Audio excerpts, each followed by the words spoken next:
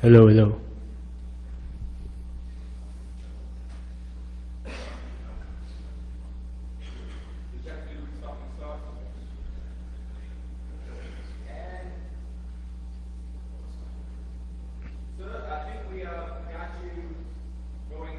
All right.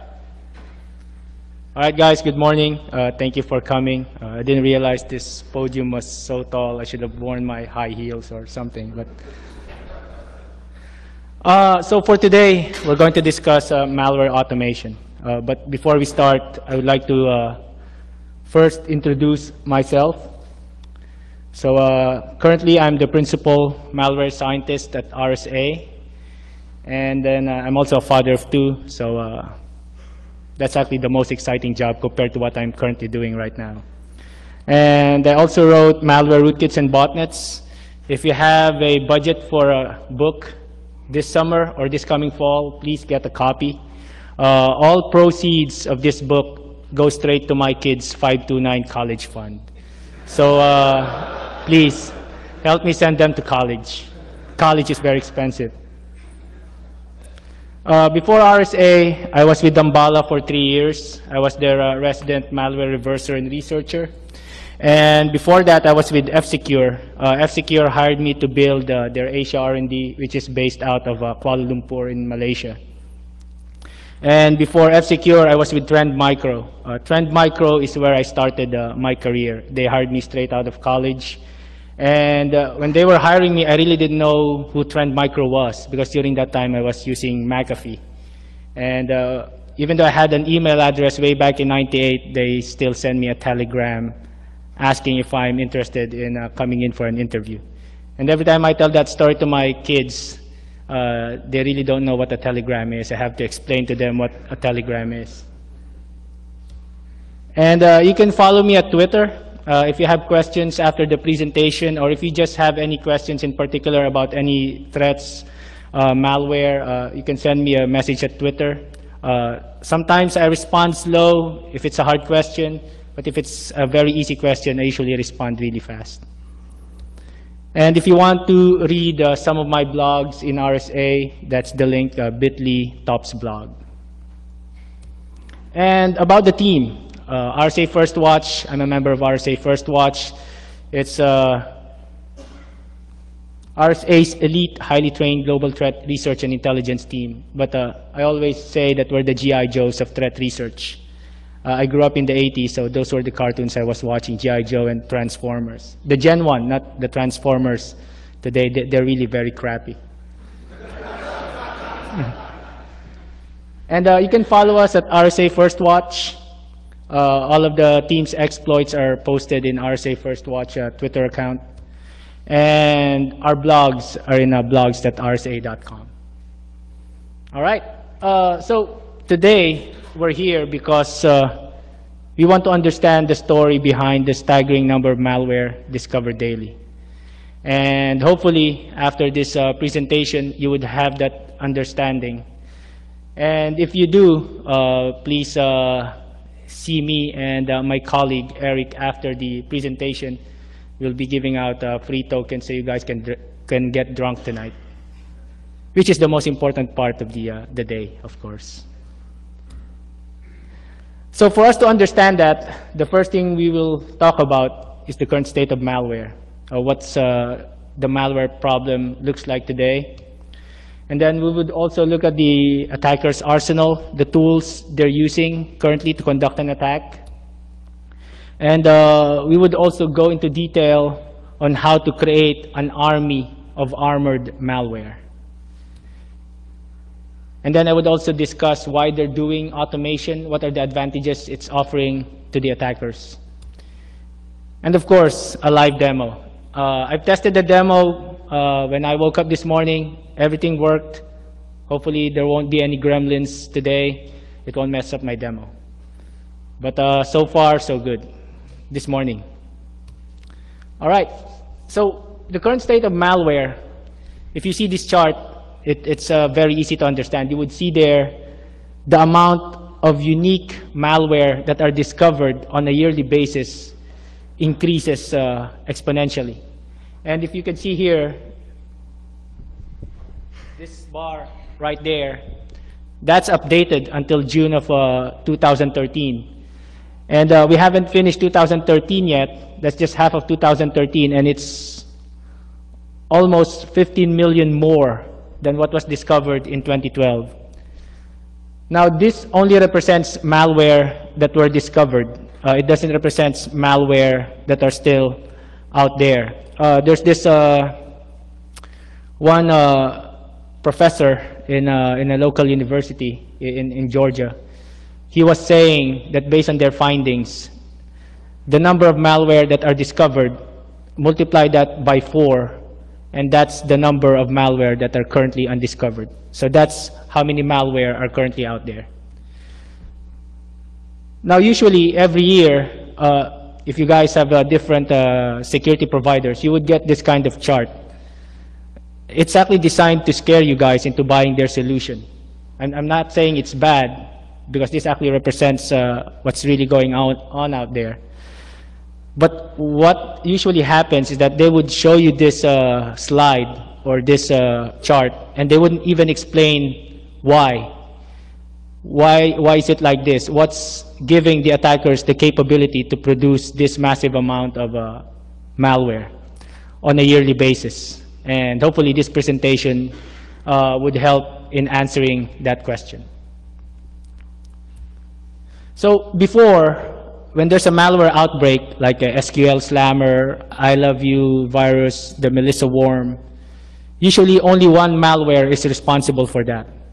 You catch that malware, create a solution for it, deploy that solution, and what happens is that you virtually stop the outbreak. The outbreak stops the moment you deploy that solution. So that's how easy it is. Like there's an outbreak, get the sample, the next day deploy solution, and then you effectively stop the outbreak. But right now, that's not what is happening. Attackers right now are really smart enough to know that one malware will not do it. So instead of using one single malware when they conduct an attack, they're actually using an army of armored malware. So if you catch one, you only stop that malware, and you don't stop the whole attack campaign. Oh, and by the way, I forgot to mention, in this chart right here, the way they define uniqueness is in terms of hash. So actually, for me, this is just my professional opinion, that's not really a good way to define uniqueness. Because I could just get one malware sample and then add an extra byte at the end of the file, take a hash of it, and people would say that's a totally unique malware. But unfortunately, that's how currently the industry defines uniqueness. But here, you will see in my presentation that the way we will define uniqueness when malware is being created is not just in terms of hash, but it's unique when you see it on disk, and it's unique when you see it on memory. They're the same malware, but the way they look on disk and memory are totally different. All right, so what's enabling the attackers to create an army of armored malware? So they have at their disposal DIY kits, armoring tools, packers, encryptors, joiners, binders. They also use AV scanners or other security products as a form of quality assurance, which I will explain later. So let's first discuss the DIY kits. When I was starting my career, this was the first DIY kit I was able to analyze. So this one was created by a 15-year-old kid from Chicago. So he was really young when he created this. So the first time I saw this, I was really impressed. Because before, when you need to create a malware, you need to have assembly language skills. And with this, you really don't need to have any knowledge of assembly or any programming concept. You can create your own malware. That's how easy it is. You just need to know the command lines, and then you'll be able to create your own malware. Now, in the early days, malware is all about, it's like a pissing contest. So when this came out, another group came out with their own DIY kit, which is called the PSMPC.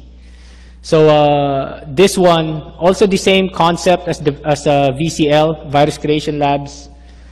All you need to know is the command lines, and you would be able to create your own malware. Now fast forward 15, 20 years, we get SpyEye, and we get Zeus. Now SpyEye and Zeus, as you can see, they're more geared into cybercrime. They're more geared into committing crime, getting money from unsuspecting users. Unlike the malware creation of before, they're more about the malware writers showing what they can do. So this is the technology, like for SpyEye, the technology sometimes is so sophisticated that whoever is using the tool doesn't really understand it and he gets infected himself.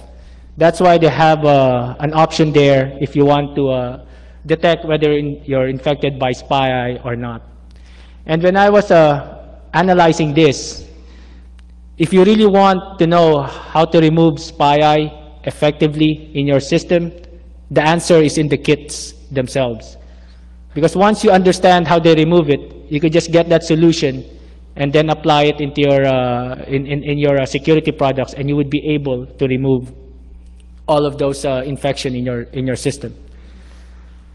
So same with Zeus, it's also a financial targeting malware.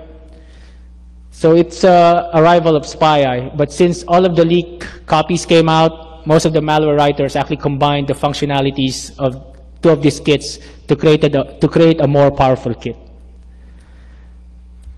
Now, what's a takeaway in the DIY kits before and the DIY kits today? So VCL and PSMPC, you can create finite number of malware samples. If my memory serves me correct, I think the maximum you could create is like 20. So that's the maximum of combinations you could create with VCL and PSMPC and other old DIY kits.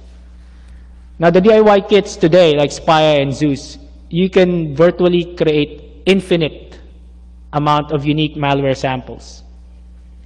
So infinite because it uses time as a seed. So as long as time exists, it would create a unique malware sample.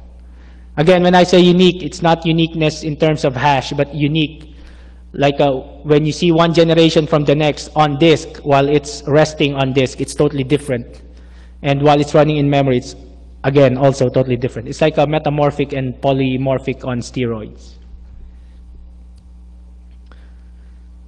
Now, these DIY kits, they also offer some sort of protection. So once you get the sample, it's really hard to reverse it, to analyze it, because it offers some protection already built into their sample. So that protection is designed to slow down reversing, analysis, any form of research you want to conduct on these samples. And it's also designed to actually evade security products. But of course, the attackers know that there are other tools out there that would help them in protecting their malware. That's why they don't rely simply on those that are provided by the DIY kits. They also use standalone armoring tools. Excuse me.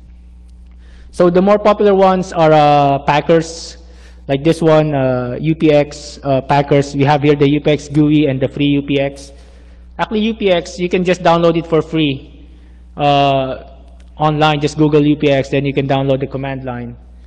But in the underground economy, anybody could just get a code of that free available UPX software, copy the modules, whip out a GUI, and then create a new package out of that, and then sell these for like $10 each, $15 each. And there are lots of buyers out there. They just package freely available tools on a very cool GUI, and then they could sell it for like $10. And usually you can create this. You can create this in like half a day. So another form of a armoring tool. It's also a packer, but this one, it has additional options. This one has compressed resources, compressed icons, crypt executables. The good thing about some of these tools is that if you're a white hat, is that most of these options, they don't work. They're just tick box. So you take something and then you experiment on it, and really there's no value being added to the malware. It's just blob of code that really doesn't do anything. But of course, people would still buy this for like $10, $15. But there's some options here that work. Some options work, some options don't work. So even the attackers themselves, they're actually fooling each other. As long as they can make a quick buck, they will. And some armoring tools, they're also available in the cloud. So it's like armoring tools as a service. Like this one. When I was doing my research, indetectables.net is free, and it was still accessible. I'm not so sure if it's accessible now.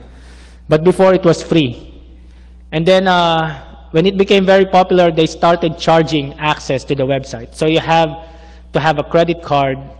So you give them your credit card number, they give you a license, and then you could access their website in perpetuity.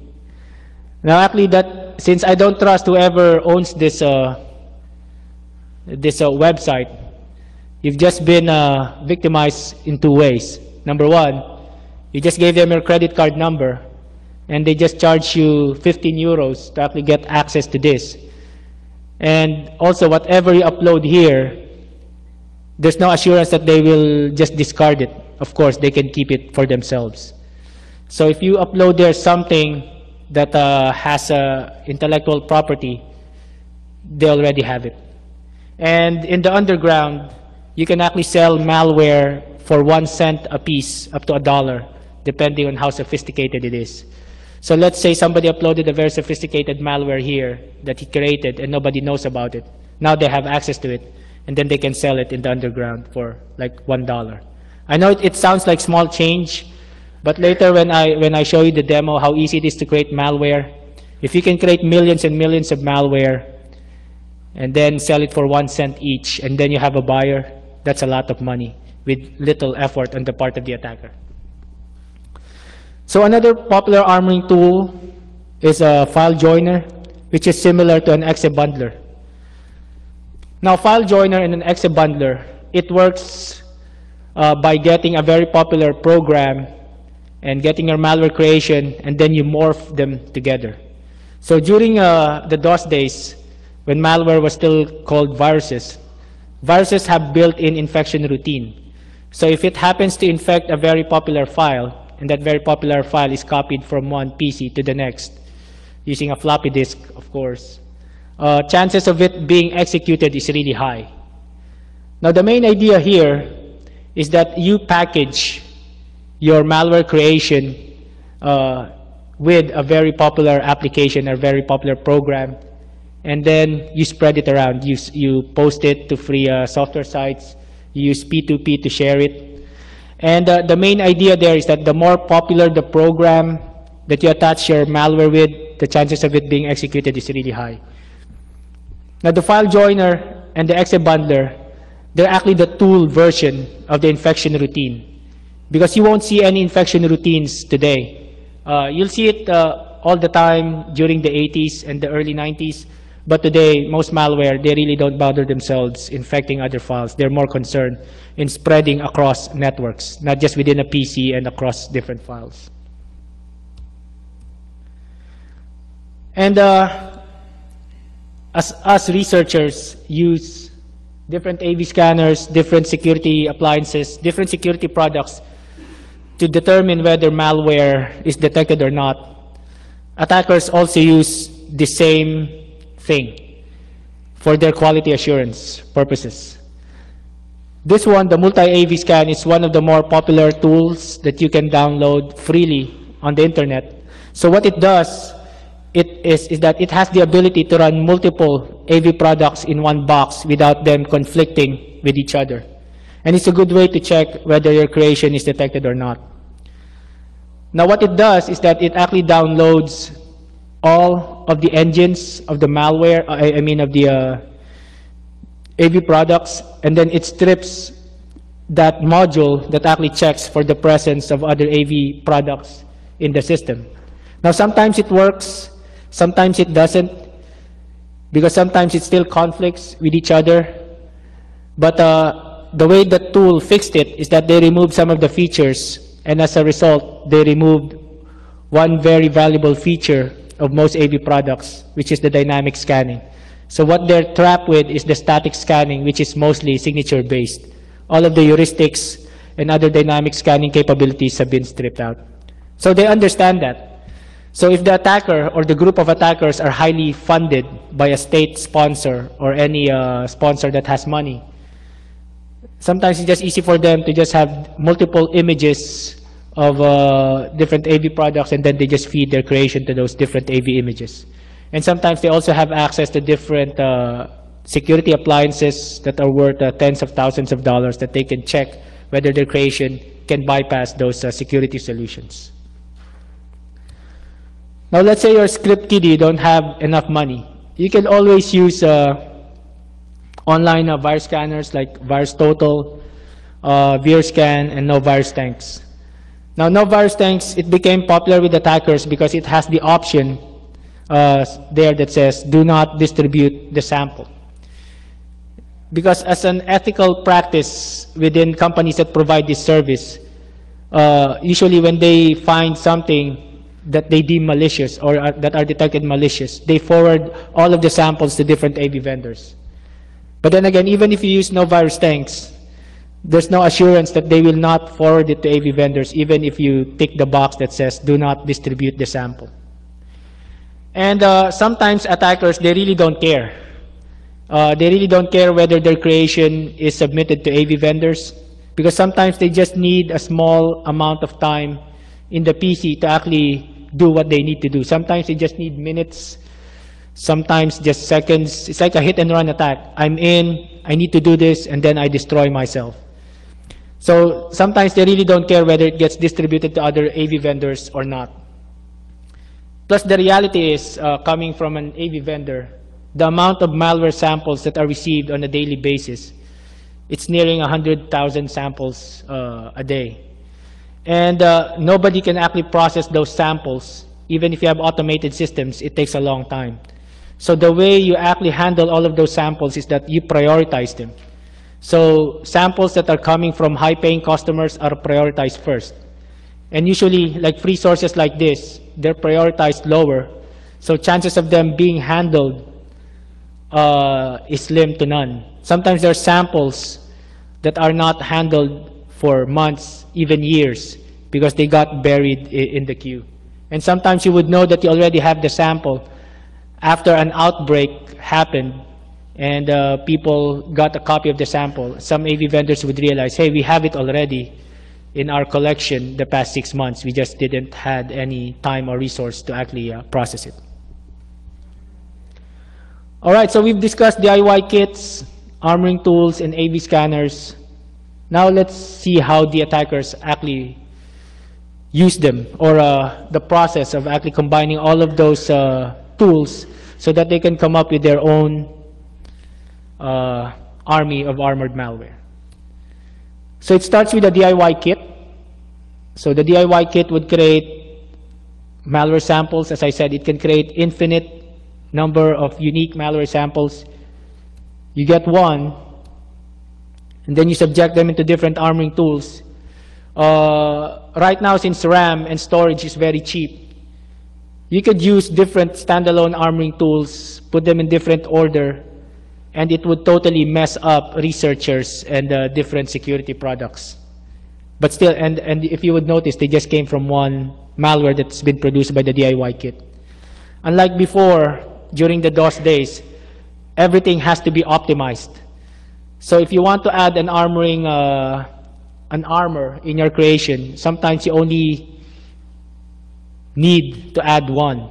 Because if you add 2 or 3 or more, it slows down the system so bad that it would raise suspicion. But right now, there's no such thing as slowing down the system. Unless, of course, if you use like thousands and thousands of armoring tools, of course, that would slow down the system. So once you've subject all of your creation, or I would say the attacker's creation in the standalone armoring tools, the next thing they do is that they make sure it's not detected by any security products. Now, it depends on the attack that the attacker wants to conduct. There are actually two forms of attack, opportunistic and targeted. So opportunistic is that you just release your malware, and whoever gets infected, then they are your victims. If that is the case, if the attack is opportunistic, usually the main concern is that it's not detected by the major AV security products or any major security appliances or any major IDS appliances. Now, let's say the attack is targeted. So sometimes, if it's even detected by 90% of security products the attackers are testing their creation on, but the one being used by the target entity is belonging to the 10% and it's not detected, then they would still go through with the attack. Now, the next question is, how do they actually determine what the target entity's security product is, or what other security appliances that entity is using? You can actually find out in two ways. You could conduct a very sophisticated hacking attack, or you could just go to different public resources. So one good resource are job sites. So they could just go to job sites, especially if they're hiring like sysads. Usually companies would put there, we need someone who's well-versed or willing to learn Windows Server, can manage central control of the security appliance, and all that. Now, even if that posting doesn't exist anymore, they could just use Wayback Machine, and then they could go back in time to determine whether that posting is still there. Then they could get all their information from there. Or if there's an active posting, the attacker can even call the company as an applicant and social engineer them into revealing much more information. Now, let's say the company is much more savvy than that. There's still a hole because some IT personnel or security personnel, they would post questions about their systems if they're having problems in different tech forums. And tech forums, even though they're actually paid for, some attackers would still troll them. And they would gather information from different companies, postings from different companies. Even though they won't use it today, they might use it in the future. So what happens there is that they collect all of those information, especially if the original poster uses his real company email address. Now, let's say the original poster is much more tech savvy. So instead of using, let's say, Christopher.Elisan@RSA, he's using Christopher Elisan @Gmail. But still, he used his real name. If you Google his name and you find out, usually, if that person is very active in social networks or has written a blog somewhere, usually that will reveal which company he's currently working on. So that information would still be there. Now, let's say he will not use his real name. Instead, he would use lonelytechguy@gmail.com. That works. But sometimes you get lazy or you get comfortable with what you're doing. You just copy-paste questions there, even if it's coming from a different poster, and then you realize you just forgot to delete the contact, the name, the contact email, the company signature of the original poster. So that information is still there. This is why in some companies, especially if there are people or a team of people that are actually in charge of very sensitive servers or very sensitive data within the company, when the security team would brief them about practicing good security, they not only brief those group of people, they also brief the family of those people. One example, one use case that happened is that let's say I'm an executive of one company, and then I went out on a business trip. And then my son, he got so excited I was out on a business trip. He posted on his Twitter account, hey, party at my place tonight. My dad is away. I have all the house to myself. He's in DerbyCon in Kentucky. Now, if I'm an attacker, I'm monitoring the Twitter accounts of those key people and also the family members of those key people. I could use that information to social engineer the executive. I could probably send them a snail mail with a package that has a USB, and then the snail mail would say, we really appreciate you coming to DerbyCon. Here's a token of our appreciation. Please accept this USB. Put it in your PC. There's a survey there. Just fill it out. Because people sometimes, they trust snail mail more than email. They'll say, oh, this is not a scam. It came from the mail. But of course, things coming from the mail are much more dangerous, right? Like anthrax, bombs, and all that. So, or if they're cheap, they don't have that much time, they could just send an email. Same thing, we really appreciate you coming to DerbyCon, speaking at DerbyCon. Please click the link, we would really love to hear from you. Or please click the link, it shows pictures of your presentation. But then you realize, nobody was taking my picture when I was presenting. How come they're saying there's a picture of my presentation? But the main idea there is that all of those information, even those coming from family members, can be used to get information that the attackers can use on their quality assurance so that the success of their attack would really be very high. And after that, you have an army of armored malware. Now, if you don't have money to buy a DIY kit malware, like Carburp, before it was leaked out, it was worth 40 grand. But then after it was leaked out, it was worth virtually nothing. You can always get an old malware, subject them into different armoring tools, the same thing, go through the same process, and you would come up with an army of armored malware that's considered new. It's considered new because nobody can reverse it quickly, and it's totally undetected again by security products. I actually had a talk about this a year ago. I called it the green malware, made from 100% recycled malware. Now, I have that idea for that talk because in my previous adventures, one client actually approached me and he said, we've just been attacked by a very sophisticated malware. So they gave me the sample. It took me weeks, months to actually remove all of the protection. And then once I did, that malware sample was actually 5 years old. So it was really old already. And most companies would say it's sophisticated because they got attacked. If they get attacked by anything, they term it as sophisticated. So why do they do this? What are the advantages offered to the attackers? Exponential effect. The more malware you have, the stronger you are in your attack. And updating malware is quite easy, and knock AV out and other security products out. So the exponential effect, as I said, you could create infinite number of malware samples. So you start with a DIY kit. You get one sample, run it in an armoring tool, and most armoring tools also use time and date as a seed. So just based on one sample, it could create infinite amount of unique malware samples.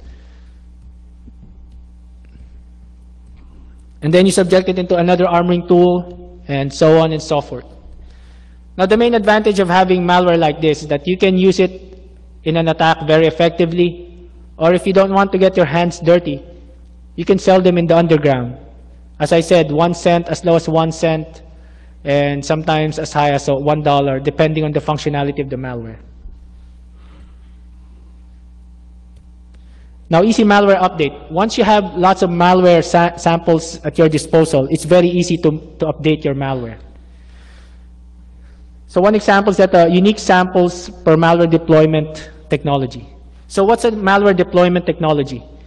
A malware deployment technology is the thing used by attackers to have their creation reach a target. It can be a USB stick, like somebody standing in front of your office giving away free USB sticks, and then you were gullible enough to get one. You were so happy, and then you plug it in your network PC, and then you get infected. Another malware deployment technology are drive-by download sites, and the most popular is email. So let's say I have a botnet that has the capability to spam. So if I spam out, if I produce 1,000 spams, instead of having the same sample in each of those spam mails, I would have different malware samples in each of those spam mails. And then if I want to target one company, I would just send the first 500 into that company. Now let's say one security expert in that company was able to get a copy of that email. He said, oh, I caught this. They create a solution for it, or they send it to their security vendor. They create a solution for it, and then they deploy that solution. And then say, oh, don't worry about that spam coming in our mail servers. That's already solved. We already have a solution for that. But then the next day, they still, how come there's some suspicious activity going on in our network? It just so happens that one of the sample actually reached someone who's not really technically savvy in that company. And that person opened the email, followed the instruction in the email to the letter, because the social engineering tactic there was so believable that that person really followed it, executed the file, and now the malware is inside their system. So the reality there is that the one that was caught by the security expert in the company, that sample that was sent to the AV vendors or the security vendors, you wouldn't see that sample anywhere else anymore. That sample will only be seen in that one email. The other 500 that was sent to that company, they're totally different. So they're actually solving just that one sample. They didn't solve the other 499 samples. That's why people would say, I deployed a new solution, but still I got infected. That's why in the industry, when they actually send out hash, that this is the hash of the malware, I really don't use that as much to identify malware, because chances are you would only see it once. You wouldn't even see it anymore again, because it's very easy to create a malware. And also, another way to update your malware is that the malware serving domains can rotate malware in minutes. So what's a malware serving domain? So in a botnet infrastructure, it uses different network resources. So the three major network resources it uses are the CNC. That's the network resource that actually influences the way the malware behaves in the system. You have the domain drop zone. That's where all of the stolen information is dropped. And you have the malware serving domain. That's the one that's hosting the malware components when you update the malware. Now with this one, if you have a malware there that's running, the attackers can actually update that every 24 hours, every hour, or whatever time frame he wants them updated. Now the advantage of that is that if there's an anomaly in the network, an incident responder would come in and he would be able to extract the malware sample, create a solution for it, and deploy it. Chances are that malware will not exist anymore in the system once that solution has been deployed. So the next day, the network admin would say, how come after we deployed the solution, I could still see some data being exfiltrated out of our network based on the logs? That's because the one that was collected by the incident responder, it was already updated by a new component from the malware serving domain. And of course, to knock AV out, malware creation time versus solution cycle time. So in my demo later, you'll see that malware creation is just seconds compared to solution cycle time. So solution cycle time is the time from when the sample was received by the security vendor from the time a solution was deployed. Actually, it's not really a solution that was deployed, only a detection signature was deployed. Because usually malware right now are so embedded in the system that to clean it from the system is virtually impossible. So it's like an alien. It attaches itself into a human host. Remove the alien, you kill the human.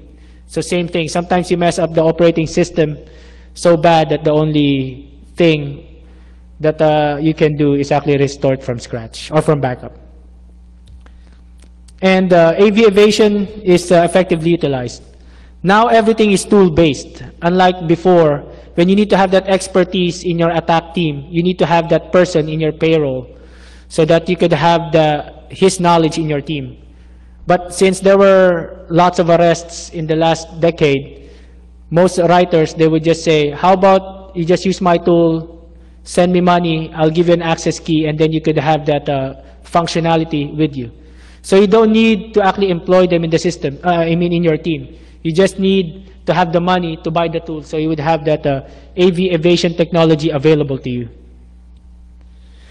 And most systems, they're not really smart enough to determine the difference between the generations to know whether they're just part of Zeus and SpyEye.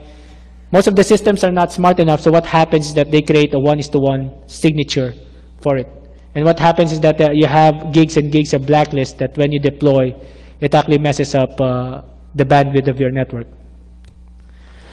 And understanding malware requires reversing and not just analysis. Now, you know the saying, the schoolhouse is on fire, but then the bank is being robbed. Sometimes when you look at malware, you will get all of the information because it's so obvious, but really there's a hidden agenda still going on. And for you to understand that, reversing is needed. Now I could stand here and say, you can just reverse this, reverse that, but in reality, reversing takes a long time. In the DOS days, I can reverse malware in hours, even minutes. But the complicated malware today, sometimes it takes me days, weeks, even months. And sometimes I cannot do it alone. I need the help of other researchers to help me reverse that one piece of malware. That's why you would notice a malware came out today, but then after 6 months, you would see papers coming from different security vendors about that malware. That's because that's the amount of time they actually needed to understand that malware. All right, so let's go with the demo. So in this demonstration, I would use Zeus.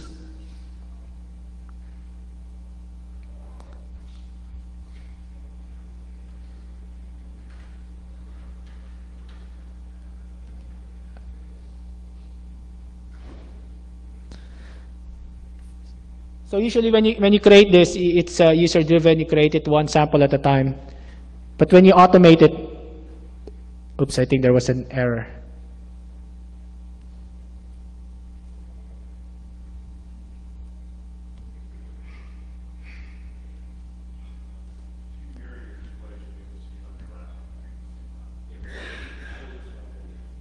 Yeah, it's see, the gremlins are out actually. Let me just restore this.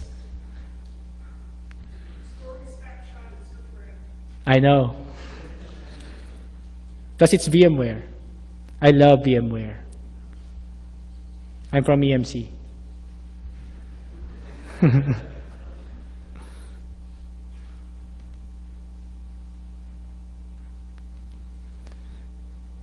That's why before a demo, don't update anything, even the smallest thing. It messes everything up.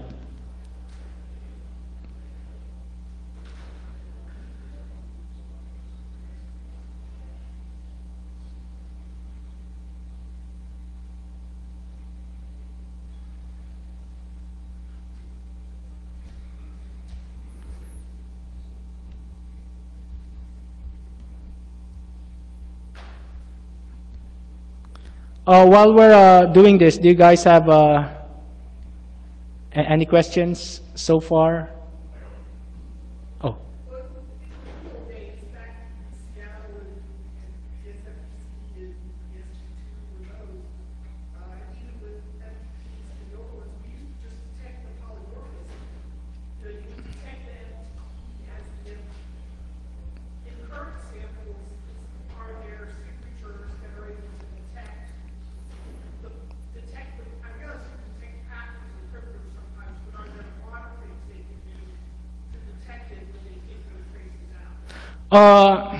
Before all of those, because there's actually 3 components. You have the encryption engine, you have the key, and then you have the malware code that was actually encrypted. So all of those components are present in the malware sample that's actually running in the system before. Now most of the creation right now is that all of those components are not present anymore. What you get is just the malicious code. Because all of those components, like the keys, what the keys are, and also the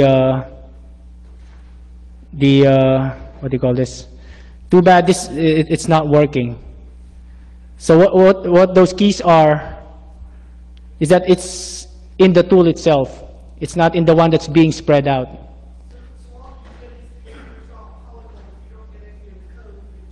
Yep, you just get the mal code. You don't have the other 2 components that is really important. That's why in this case, I would always suggest, instead of actually demonstrating, analyzing everything, the samples, the key here is actually analyzing the tool itself, because all of the keys would be in the tool. All right, we have 5 minutes, so I think I'll just wrap this up. I apologize for the, I'll just post a video of it later. And again, if you have questions, you can always follow me at Twitter. Oh, sorry.